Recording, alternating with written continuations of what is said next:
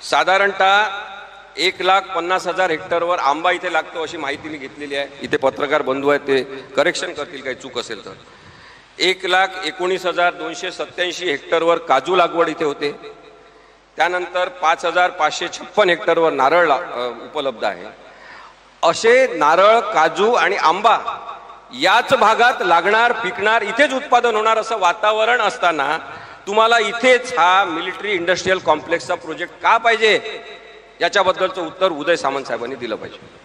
जाहीरपणे द्या, लिहून द्या, तुम्ही कुठेतरी व्हिडिओ करून द्या, पण द्या, उत्तर द्या।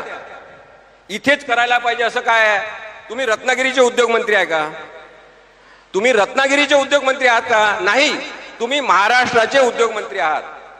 महाराष्ट्रामध्ये इतर साईट आहेत, इतर जागा उपलब्ध आहेत, जी बंजर पडीक जमीन आहे, तिथे तुम्ही हा प्रोजेक्ट का लावू शकत नाही?